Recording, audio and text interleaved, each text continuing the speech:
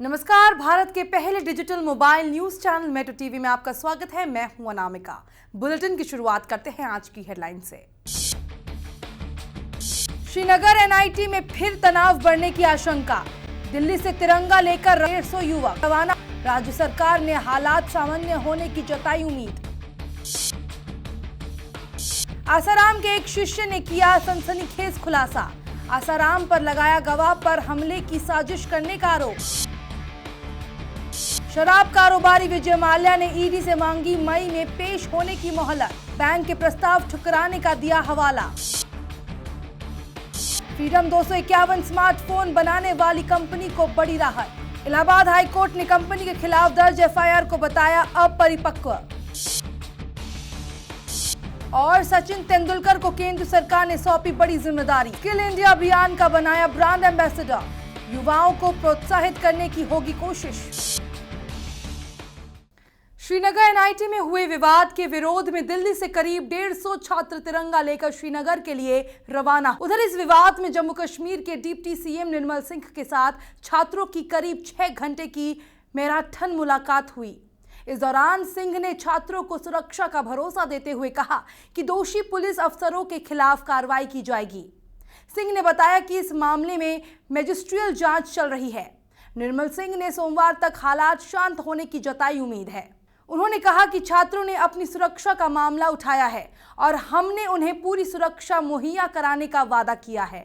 अभिनेता अमिताभ बच्चन ने Panama paper case में कहा कि वो देश के कानून के पाबंद नागरिक है और आयकर विभाग के साथ सहयोग कर रहे हैं। एक अखबार में छपे लेख के संदर्भ में उन्होंने एक बयान में कहा, मैं कहना चाहता हूं कि लेख में मुझसे जुड़े एक मामले को उठाया गया है जिस पर आयकर और प्रवर्तन विभाग पिछले 6-7 साल से जांच कर रहे हैं। उन्होंने कहा, मैंने आयकर और प्रवर्तन विभाग के भेजे सभी सवाल और नोटिस के गंभीरता से जवाब दिए हैं। मैं देश के कानून का पालन करने वाला नागरिक हूं। बिग बी ने पनामा में एक कंपनी में शामिल होने की बात से एक बार फिर इनकार किया। दिल्ली में एक मर्सिडीज से सिद्धार्थ शर्मा नाम के शख्स की मौत के मामले में पुलिस ने नाबालिग आरोपी के पिता को गिरफ्तार कर लिया है। आज उसे कोर्ट में पेश किया जाएगा। पिता के खिलाफ नाबालिग बेटे को जानलेवा ड्राइविंग के लिए उकसाने का मामला दर्ज किया गया है। ये पहला मौका नहीं है जब उनके बेटे पर जानलेवा ड्राइविंग का आरोप लगा है। इधर नाबालिग आरोपी के खिलाफ गैर इरादतन हत्या का मामला दर्ज किया गया है। फ्रीडम 251 स्मार्टफोन बनाने वाली company Ringing Bells Private Limited company को इलाहाबाद हाईकोर्ट ने बड़ी राहत दी है। अदालत ने शुक्रवार को कहा कि नोएडा स्थित कंपनी के खिलाफ दर्ज प्राथमिकी अपरिपक्व प्रतीत होती है। गत फरवरी महीने में विवादास्पद स्मार्टफोन लॉन्च करने की घोषणा पर कंपनी दुनिया भर में चर्चा का विषय बन गई थी। हाईकोर्ट ने आदेश दिया कि 18 मई को मामले की अगली सुनवाई तक कंपनी के अधिकारियों और उसके व्यापार के खिलाफ कोई पीड़ा पहुंचाने वाला कदम नहीं उठाया जाएगा। बीजेपी नेता किरीट सोमैया ने रिंगिंग बेल्स के निदेशक और अध्यक्ष के खिलाफ एफआईआर दर्ज कराई थी।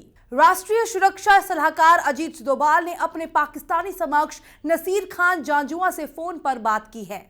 पाकिस्तानी उच्चायुक्त अब्दुल बासित के बयान के बाद बने हालात पर बातचीत की गई है। अजीत डोभाल ने साफ किया कि विदेश सचिव की बातचीत के लिए दोनों देश एक दूसरे के संपर्क में हैं और इसकी रूपरेखा तैयार हो रही है। जेआईटी के भारत आने से पहले दोनों पक्ष इस बात पर सहमत हुए थे कि उनकी टीम यहां आएगी और हमारी टीम वहां जाएगी। पठानकोट एयरबेस पर आतंकी हमला मामले में राष्ट्रीय जांच एजेंसी ने बड़ा कदम उठाया है। एनआईए की विशेष अदालत ने शुक्रवार को 4 पाकिस्तानी आतंकियों के खिलाफ गिरफ्तारी का वारंट जारी कर दिया है। एक तरफ केंद्र की नरेंद्र मोदी सरकार पाकिस्तान के साथ रिश्तों को सुधारने की कोशिशों में लगी है, तो दूसरी ओर पाकिस्तान अपने पैंतरों से बाज नहीं आ रहा है। पाकिस्तान के साथ रिश्ते सुधारने की मोदी सरकार की कोशिशों को गुरुवार को उस समय झटका लगा जब भारत में पाक उच्चायुक्त अब्दुल बासित ने कहा कि भारत के साथ शांति प्रक्रिया फिलहाल स्थगित है। साथ ही उन्होंने पठानकोट हमले की जांच के लिए एनआईए टीम के पाक दौरे की संभावना खारिज कर दी। भारत सरकार ने बासित के इस बयान को गलत ठहराया है। पाकिस्तान का जो हाई कमिश्नर इंडिया में है उन्होंने जो कहा वो गलत कहा है और उससे दोनों देशों के बीच में संबंध है उसमें कोई मदद नहीं मिलेगा। इसलिए इस तरह का बातें नहीं करना चाहिए जिससे दोनों देशों के बीच में संबंध में कोई गड़बड़ी हो। इसलिए सोच समझ करके कहना चाहिए और हमारा फॉरेन मिनिस्ट्री ने उसको क्लैरिफिकेशन दिया है। जहाँ रेसिप्रोसिटी का बात किया है उसको लेकर के जो फॉरेन मिनिस्ट्री का स्टेटमेंट है वो सही है। इससे पहले विदेश मंत्रालय ने भी एनआईए के दौरे पर पाक के बयान की पोल खोलते हुए कहा कि यह दौरा इसलिए हुआ क्योंकि दोनों देशों के एक दूसरे के यहां जाने पर सहमति बनी थी। हमने पठानकोट एयरबेस पर आतंकवादी हमले की जांच के लिए भारत आई संयुक्त जांच टीम पर पाकिस्तान उच्चायुक्त का बयान देखा है, जिसमें अदला बदली का हवाला दिया गया है।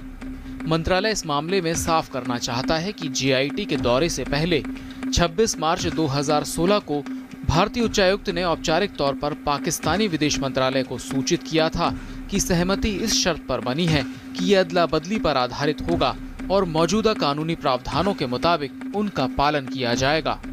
गौरतलब है कि पाकिस्तान का एक दल हाल ही में भारत आया था। पाकिस्तानी जीआईटी के भारत दौरे के बाद भारत को यह उम्मीद थी कि एनआईए के जांच अधिकारियों की एक टीम पाकिस्तान का दौरा करेगी। वहीं अब्दुल बासित के बयान पर पाकिस्तान ने सफाई दी है और कहा है कि बातचीत टली नहीं है, लेकिन समग्र बातचीत पर भारत के रुख का इंतजार कर रहे हैं। बासित के बयान को गलत समझा गया है। उधर पाक के ताज़ा बयान के बीच अमेरिका ने कहा है कि वह दोनों देशों को प्रत्यक्ष वार्ता के लिए प्रोत्साहित करता है ताकि उनके बीच तनाव कम किया जा सके।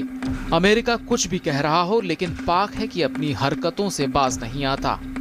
भारत कितनी ही गंभीरता से बातचीत की कोशिश करे, पाकिस्तान कुछ न कुछ अड़ंगेबाजी लगाता ही रहता है। पेरिस हमलों के संदिग्ध मोहम्मद अबरीनी को कल गिरफ्तार कर लिया गया है। एक बेल्जियन टीवी स्टेशन ने ब्रसेल्स के एक जिले में उसे हिरासत में लिए जाने की जानकारी दी, जिसके बाद एक पुलिस सूत्र ने भी ये बताया। इसके साथ ही अभियोजकों ने यह भी बताया कि पुलिस ने ब्रसेल्स हवाई अड्डा और मेट्रो स्टेशन पर पिछले महीने हुए हमलों के सिलसिले में कई गिरफ्तारियां की हैं। पुलिस सूत्रों ने बताया कि अबरानी की गिरफ्तारी के स्थान या परिस्थितियों के बारे में कोई ब्यौरा नहीं है, लेकिन वियाड टीवी ने बताया कि ये ब्रसेल्स के अंडरलेस्ट जिले में हुआ, जो पेरिस हमलों से जुड़े कई संदिग्धों का ठिकाना है। एनआईए अधिकारी तंजील अहमद की हत्या के मामले में मुख्य आरोपी माने जा रहे मुनीर पर पुलिस ने 50,000 रुपए का इनाम रखा है। पहले इनामी राशि 5,000 रुपए रखी गई थी, जिसे बाद में बढ़ाकर 50,000 रुपए कर दिया। हत्या का आरोपी मुनीर तंजील अहमद के गांव का ही रहने वाला है। बताया जा रहा है कि उसका तंजील अहमद के साथ प्रॉपर्टी विवाद चल रहा था। तंजील अहमद को पिछले शनिवार की रात बिजनौर के एक गांव में गोली मार दी गई थी। पुलिस ने इस सिलसिले में करीब आधा दर्जन लोगों को हिरासत में लेकर पूछताछ की थी। नेपाल पुलिस ने काठमांडू में 1 करोड़ के जाली भारतीय नोटों के साथ 6 लोगों को गिरफ्तार कर लिया है। पकड़े गए लोगों में एक नेपाली महिला और एक पाकिस्तानी नागरिक भी शामिल है। नेपाल की खुफिया एजेंसी आरोपियों से पूछताछ कर रही है। नेपाल पुलिस ने एक गुप्त सूचना के आधार पर पाकिस्तान से काठमांडू लाए गए 1 करोड़ के जाली भारतीय नोट बरामद कर लिए। इन्हें कपड़ों के बैग में छिपाया गया था। ये नकली नोट भारत भेजे जाने थे। 5 नेपाली और 1 पाकिस्तानी नागरिक ये जाली नोट लेकर यात्रा कर रहे थे। सतलज यमुना लिंक पर केजरीवाल सरकार सुप्रीम कोर्ट में हलफनामा दायर करने के बाद यहां पंजाब में बादल सरकार के निशाने पर आ गई है। वहीं दिल्ली में डैमेज कंट्रोल करते हुए सरकार ने सुप्रीम कोर्ट में हलफनामा दायर करने वाले वकील को ही हटा दिया है। कल दायर हलफनामे में दिल्ली सरकार ने कहा कि वो हरियाणा सरकार के पानी विवाद पर पंजाब का समर्थन नहीं कर सकती। इसके बाद से ही आप सरकार पर दोहरा मापदंड अपनाने के आरोप लगने लगे, क्योंकि मुख्यमंत्री अरविंद केजरीवाल मामले में पहले ही कह चुके हैं कि पंजाब सरकार नहर की जमीन वापस ले और किसानों को लौटाए। महाराष्ट्र नवनिर्माण सेना के अध्यक्ष राज ठाकरे ने प्रधानमंत्री नरेंद्र मोदी पर निशाना साधते हुए आरोप लगाया कि वो विश्वासघात कर रहे हैं। उन्होंने शिवसेना को बीजेपी नीति सरकार से अलग होने की चेतावनी देते हुए दावा किया कि सरकार में उद्धव ठाकरे की पार्टी को उचित श्रेय नहीं मिल रहा। गर्दन पर चाकू रखने पर भी भारत माता की जय नहीं कहने के असदुद्दीन ओवैसी के बयान पर राज ने कहा, महाराष्ट्र आओ, मैं तुम्हारी गर्दन पर चाकू रखूंगा। उन्होंने शिवसेना पर कहा, भाजपा शिवसेना को उचित श्रेय नहीं दे रही, फिर भी वो सरकार में क्यों है?